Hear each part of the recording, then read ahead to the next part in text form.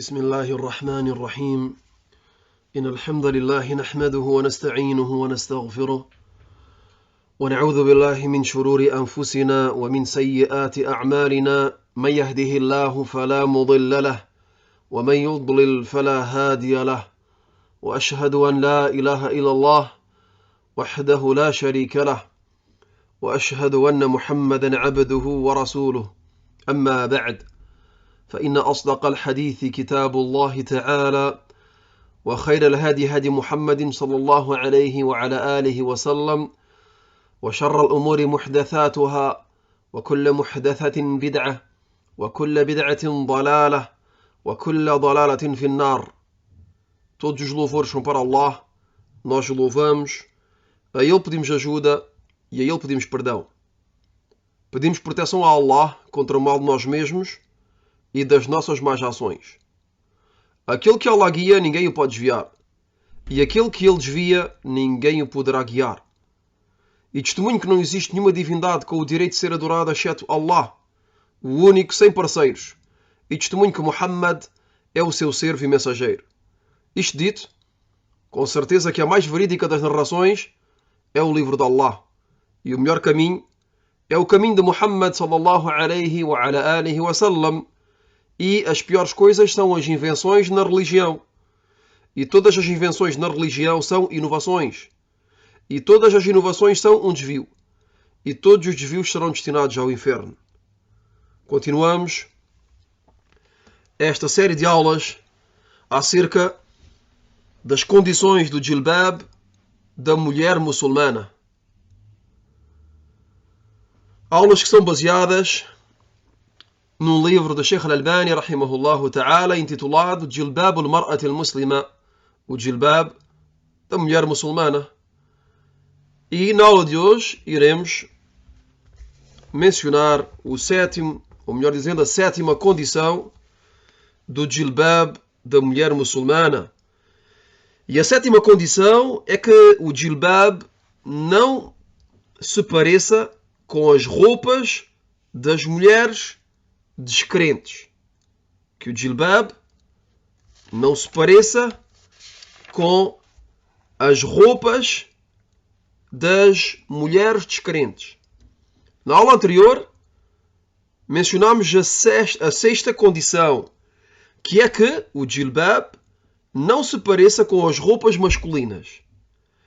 E na aula de hoje a sétima condição é que o jilbab não se pareça com as roupas das mulheres descrentes, com as roupas femininas, mas que são específicas às mulheres descrentes.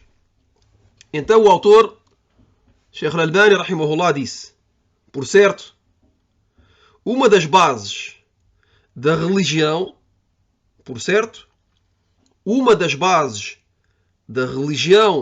muçulmana é que os muçulmanos, homens e mulheres, não têm o direito de imitar os descrentes. Não têm o direito de imitar os descrentes naquilo que lhes é específico. Naquilo que é específico aos descrentes. Que seja nas suas adorações, nas adorações específicas aos descrentes, que seja nas suas festas, nas festas dos descrentes, mas também nas suas roupas, nos seus vestuários, nos seus modos vestimentares. E Sheikh Al-Albani disse etc. Quer dizer, e noutras coisas. Aqui Sheikh Al-Albani mencionou as adorações, as festas e o vestuário. Mas tudo aquilo que é específico aos descrentes, então o muçulmano não os imita nisso. Não os imita nisso. E como Sheikh Al-Albani, rahimahullah, mencionou aqui, isto é uma regra.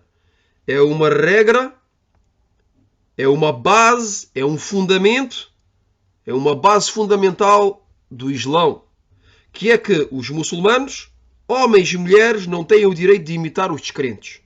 Não têm o direito de imitar os descrentes. Depois Sheikh Al-Albani, rahimahullah, disse, e esta base, esta regra, é um imenso fundamento da legislação islâmica. Esta regra, que é o facto de contradizer os descrentes, é uma base fundamental da religião islâmica. E depois Sheikh rahimahullah disse que infelizmente foi abandonada por muitos muçulmanos. Esta base fundamental da legislação islâmica, que é o facto de contradizer, que é o facto de não imitar os descrentes, é uma base que foi infelizmente abandonada por muitos muçulmanos. Abandonada por muitos muçulmanos. E na Sunnah há imensos textos, há imensas narrações acerca desta questão. Sheikh Al-Albani nos diz que na Sunnah do mensageiro de Allah sallallahu alaihi wasallam há imensas narrações acerca desta questão que não se limitam unicamente à legislação, como por exemplo a oração, mas também a outras adorações. Que sejam também outras adorações, não só a oração, mas outras adorações, como o jejum, por exemplo, a moral, as boas maneiras, as relações sociais, mas também os actos comuns, que são os costumes de cada povo. Estas narrações esclarecem e especificam vários versículos do Alcorão. Este ponto é importante. Sheikh Al-Albani nos diz que as narrações das quais ele está a falar, das imensas narrações na Sunnah acerca deste ponto, vêm esclarecer ou vêm especificar vários versículos do Alcorão nos quais Allah subhanahu wa ta'ala nos proíbe de imitar os descrentes. Então, a Sunnah, como sabemos, esclarece o Alcorão e o explica. A Sunnah é a explicação do Alcorão, é a explicação da palavra de Allah tabaraka wa ta'ala. E como sabemos todos, a Sunnah é uma revelação de Allah azza wa jal ao seu mensageiro Muhammad sallallahu alaihi wa ala alihi wa sallam. E acerca desta questão, Sheikh Al-Albani vai começar agora a mencionar as evidências.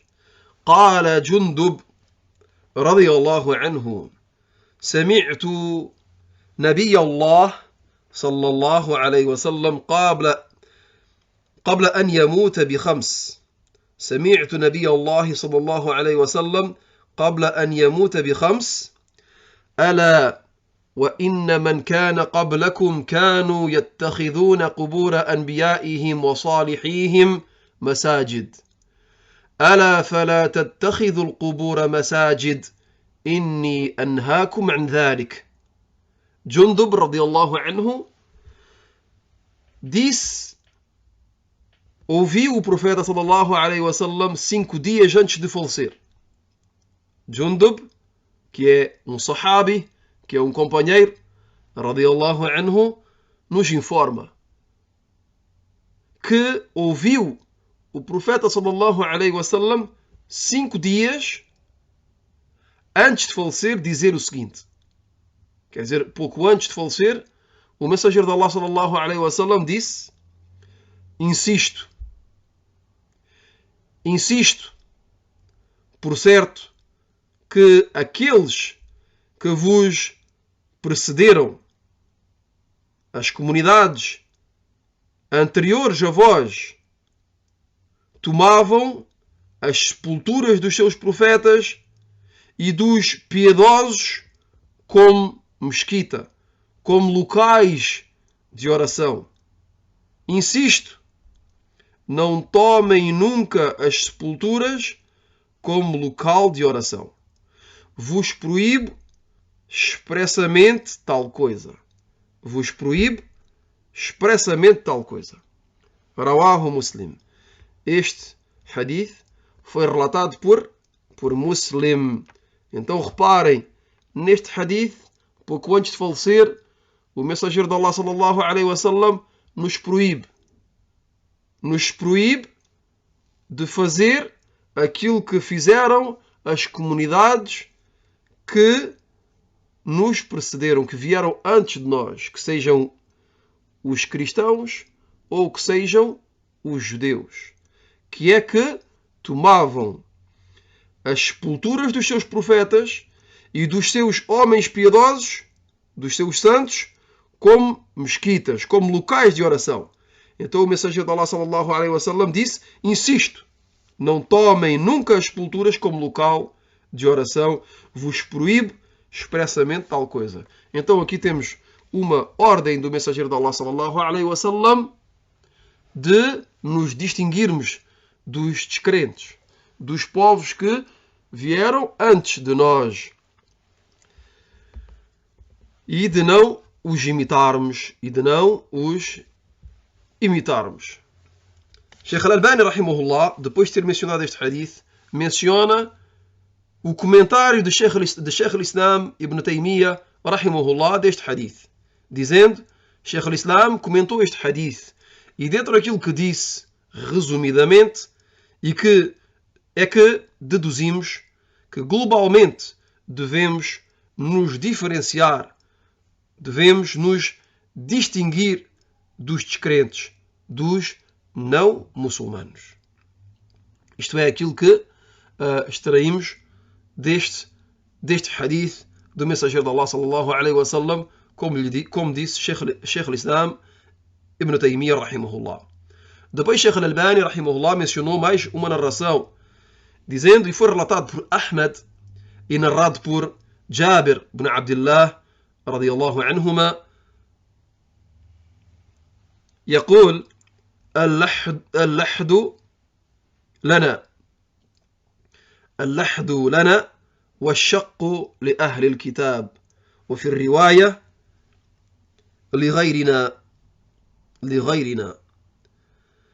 O mensageiro de Allah sallallahu alaihi wasallam disse: a sepultura cavada no flanco, a sepultura ou a cova da sepultura cavada no flanco, isto é, na horizontal da cova, é para nós, isto é para nós os muçulmanos. E a cova na sepultura cavada somente na vertical é para o povo do livro, isto é, para os cristãos e para os judeus. E numa outra versão, o profeta sallallahu alaihi wasallam disse: para outros além de nós. Quer dizer que a sepultura que é cavada na vertical e depois na horizontal é chamado al-lahd.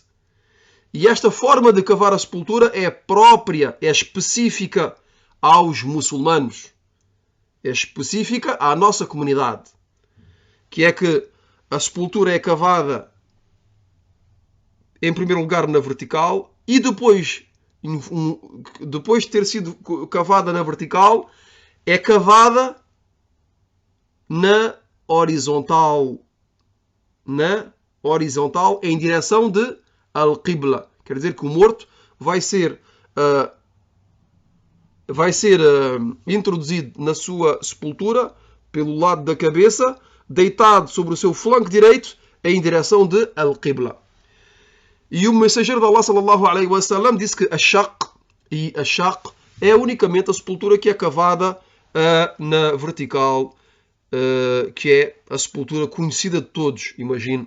Penso que a lahd, que é um pouco mais desconhecida, mas a pessoa que quer conhecer o que é um lahd, então quando for fazer uma Umrah ou quando for fazer al-Hajj e que for ao reino da Arábia Saudita, então poderá ver o que é al-Lahd nos cemitérios muçulmanos na Arábia Saudita.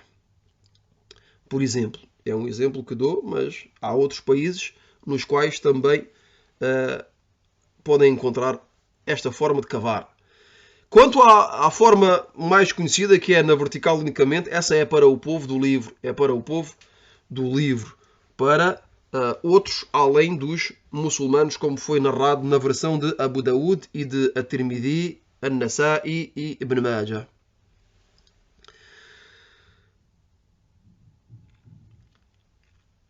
E aqui Sheikh Al-Albani mencionou mais uma vez o comentário de Sheikh Al-Islam Ibn Taymiyyah, rahimahullah, acerca deste hadith. Que disse, Sheikh Al-Islam comentou este hadith dizendo que até mesmo na forma de enterrar os mortos nos distinguimos dos judeus e dos cristãos. Até mesmo na forma de enterrar os mortos, os muçulmanos se distinguem dos outros povos, das outras comunidades. E Sheikh Al-Albani continua a mencionar evidências. E disse, e foi relatado por Muslim e narrado por Amr ibn al-As, que disse que o mensageiro de Allah, sallallahu alaihi wasallam, disse: فصل ما بين صيامنا وصيام أهل الكتاب أكلة السحر. A distinção entre o nosso jejum e o jejum do povo do livro, isto é, dos judeus e dos cristãos, é a refeição do final da noite. A refeição do final da noite, isto é, pouco antes de al-Fajr, que é as-suhur. Então vemos aqui que na primeira evidência mencionada pelo autor é no facto de não tomarmos os túmulos ou as sepulturas dos profetas e dos santos como locais de oração, como masajid. A segunda é relacionada com a forma de enterrar os mortos. Vemos aqui também que o mensageiro de Allah, sallallahu alaihi wasallam, fez uma diferença entre a nossa cova, a cova dos muçulmanos, a nossa sepultura, e a dos descrentes. E aqui nos fala do jejum, a siyam. E a diferença entre o nosso jejum e o jejum dos... ou dentre as diferenças, porque aliás há outras diferenças entre o nosso jejum e o jejum do povo do livro, é esta refeição que é a suhur. Sheikh Al-Albani menciona mais uma evidência dizendo, e foi relatado por Muslim e narrado por Ibn Abbas radiyallahu anhuma, أن رسول الله صلى الله عليه وسلم حين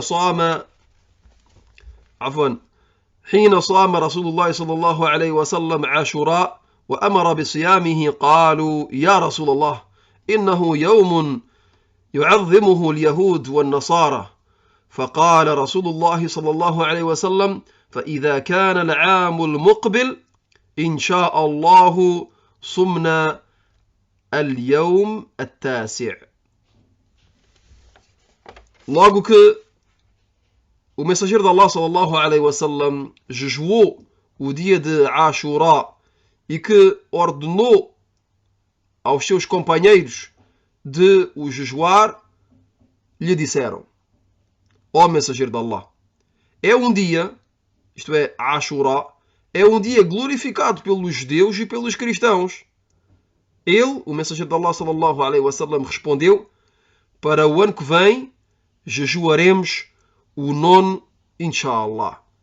Isto é, jejuaremos o nono com o 10º. E a Ashura é o 10º.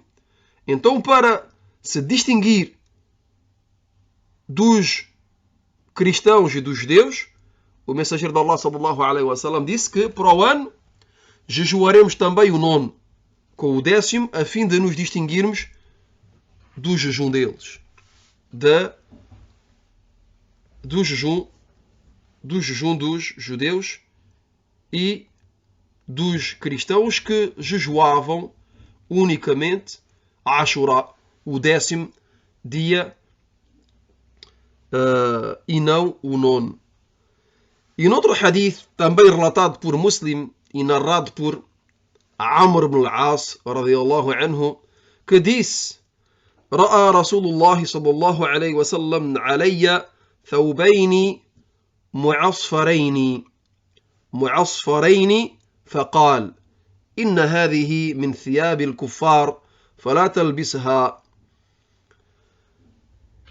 Amr ibn al-As, radiyallahu anhu, nos informa que o mensageiro de Allah, sallallahu alaihi wasallam, viu-me, isto é, viu sobre ele, duas peças de roupa,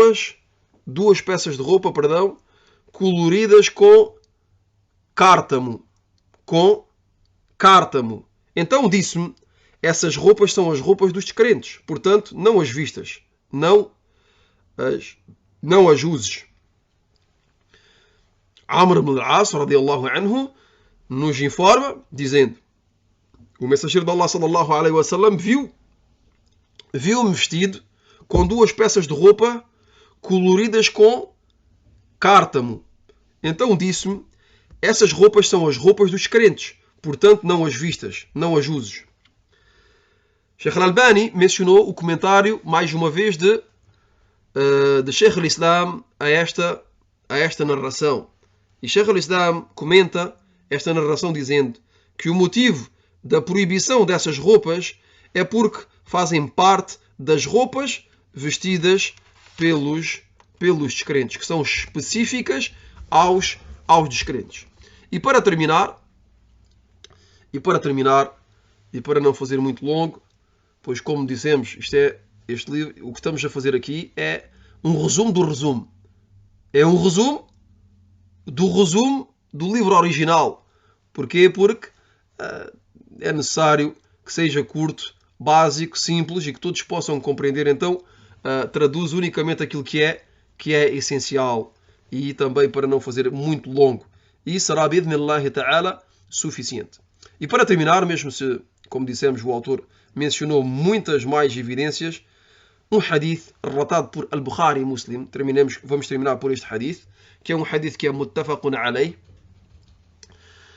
e narrado por Ibn Umar, radiyallahu anhuma, que disse que o mensageiro de Allah, sallallahu alayhi wa sallam, disse: خالف المشركين أحفوا الشوارب وأوفوا اللحى. خالف المشركين أحفوا الشوارب وأوفوا اللحى. Distingam-se dos politeístas.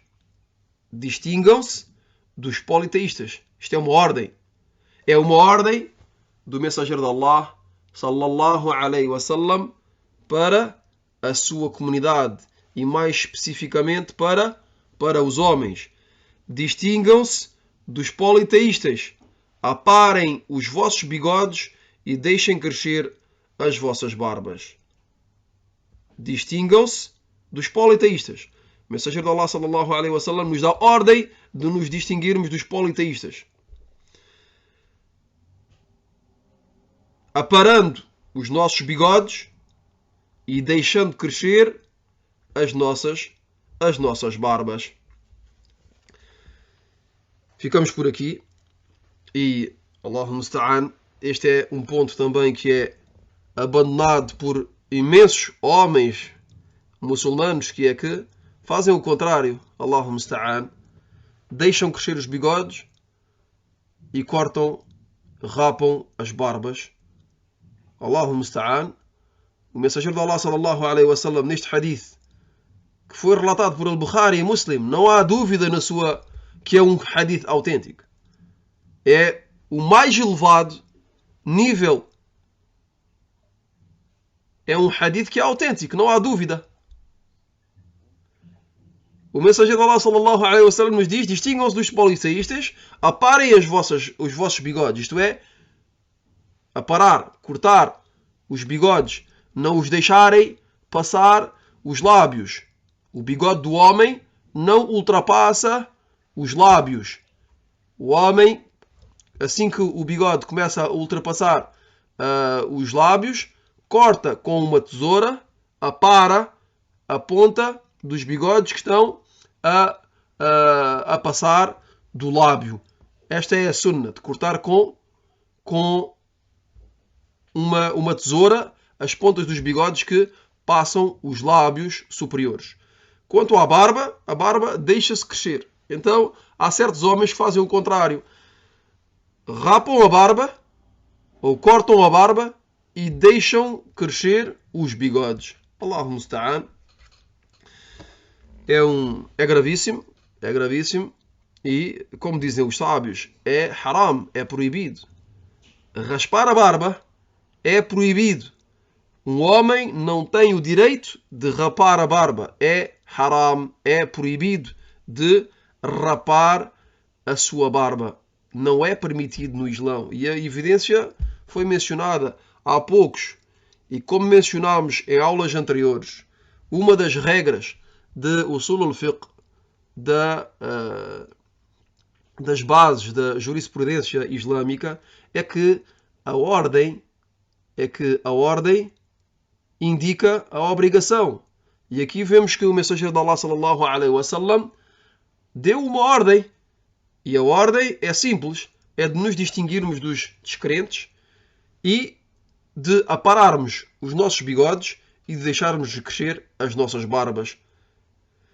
هذا والله أعلم وصلى الله وسلم على نبينا محمد وعلى آله وصحبه أجمعين سبحانك اللهم وبحمدك أشهد أن لا إله إلا أنت أستغفرك وأتوب إليك